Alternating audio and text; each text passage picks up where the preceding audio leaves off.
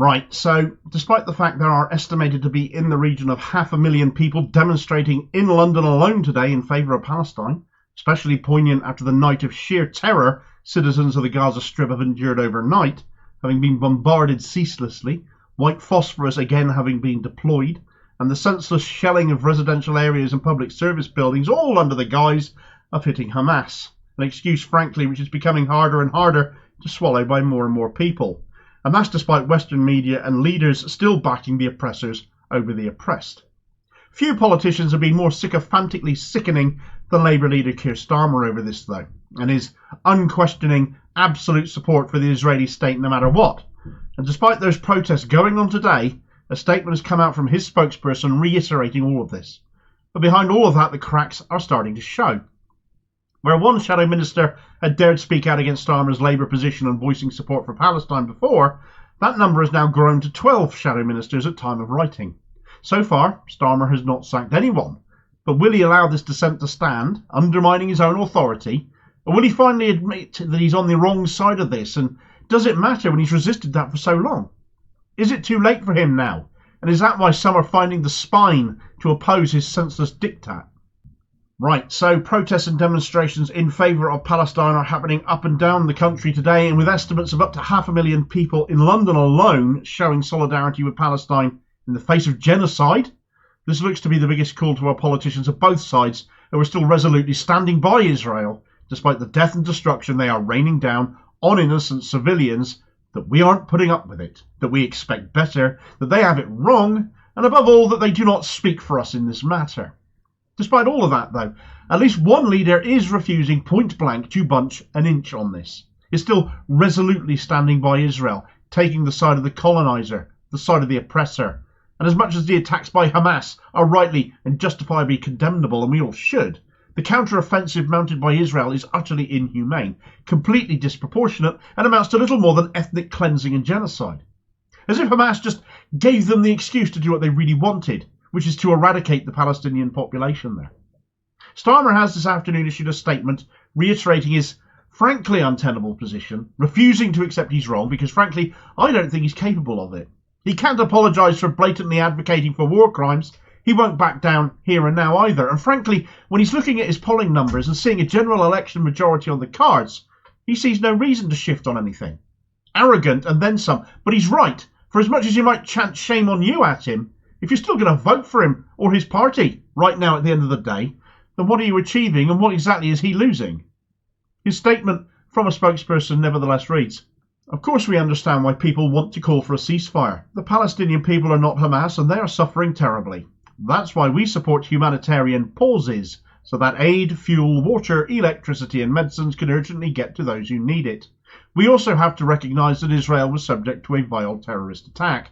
Israel has a right and a duty to defend itself, rescue hostages, and stop Hamas from being able to carry out that sort of terrorist attack ever again. Hamas are currently firing rockets into Israel and have built infrastructure, including tunnels, from which to carry out further attacks, so that military operation is ongoing. That must be done within international law, and aid must get in quickly, safely, and regularly to halt a humanitarian disaster." I find it impossibly hard not to be angry after reading that. He's treating us all like idiots, as if we can't see for ourselves what is going on here. This violence, arguably the first in history to be utterly exposed as it is being by social media, and the lies and excuses of the media, the mainstream media, and pathetic low-life politicians like Starmer, is getting completely undermined. Humanitarian pauses are a nonsense excuse invented by the US to pretend they care whilst Israel continues to commit war crimes. International law must be upheld despite thousands of dead civilian Palestinians being the literal proof that collective punishment is what is going on, a war crime and therefore not within international law. A ceasefire ends that killing, but by treating us like infants who don't get it, you advocate for the killing to continue instead. 70% of the population of Gaza are women and children, but don't stop the shooting, is what you're saying. Well, I cannot and I will not accept that. You have to be twisted beyond all reason to believe that. But such are the people we've all elected into power and positions of authority. Hamas have built infrastructure to launch attacks from, so explain why hospitals, churches and mosques are being hit then. Aid is getting hit too, and the fact this got written mentioning electricity. Literally, the following day from Israel plunging Gaza into total darkness is probably the most gut-wrenching element of that statement. You sick fuckers. You damn well know the power is off. Let's not forget that Starmer refuses to apologise, has ruled out apologising for advocating for Israel to do exactly that. So this statement tells me that was no accident, that he damn well meant it. And it should bury any semblance of this guy ever having been a human rights advocate. He won't apologise because he meant it. And this statement, in my opinion, reinforces that. Go ahead, tell me how you'll vote for him at the next election now. Go on. Well, finally, if you want to see some semblance of sanity, some glimpse of light, some small semblance of somebody speaking out against him from within the Labour Party ranks, within Starmer's shadow government, then the fact a dozen of his shadow ministers at time of writing have now spoken out in favour of a ceasefire and against the collective responsibility they are bound by, sackable offences in any other time. Imran Hussain, Mary Kelly Foy, Rachel Hopkins, Sarah Owen, Yasmin Qureshi, Paula Barker, Andy Slaughter, Afzal Khan, Rushanara Ali, and shockingly Jess Phillips have now all departed from the official party line. In several of these cases, notably Phillips, they have substantial Muslim populations in their constituencies. They know, therefore, that re-election is depending on how they're speaking out now and whose side they're on. So shadow ministerial posts perhaps are a price worth paying to them in order to keep their seats, perhaps. Maybe that's the thinking of some. Maybe that's just me being a cynic. But others Muslim MPs themselves may have been in that meeting the other day where Starmer told them to their faces that he was not going to apologise for saying Israel had the right to cut off water and power and how that might have made them feel, in a party they know is already hampered by accusations of Islamophobia. Afzal Khan is one of those MPs. He tweeted out, "The loss of innocent life in Gaza is unprecedented and it cannot go on. We need an immediate ceasefire now."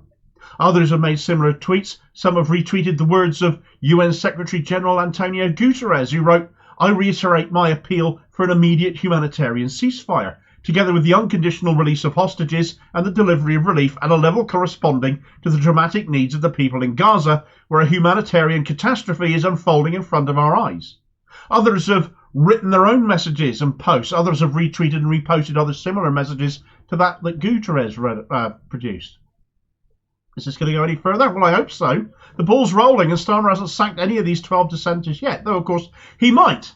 If he does sack them, it'll very rapidly bring into question what is more important to him, having a team to govern this country or his devotion to Israel. If he doesn't act against them, that will, I hope, embolden others to speak out against him too. Because this man isn't fit to run a bath, never mind this country. We're sick of weak, insipid, grovelling leaders in this country. We've got Rishi Sunak for that already. We don't need a choice again between more of him or someone just as weak and just beholden to others as he is in Keir Starmer. And we definitely need someone who is on the side of humanity and of decency and not the side of apartheid and oppression. Otherwise, what do you think they'll do to us if they think they can get away with it? Thanks for watching. I hope you found this video useful. Please like, share and subscribe if you did. More content out daily. Please do have your say on this in the comments below and be part of the conversation. Meanwhile, here's a video recommendation where yesterday London Mayor Sadiq Khan issued a video statement calling for a ceasefire as well, further undermining Keir Starmer's completely untenable position, made even more so today.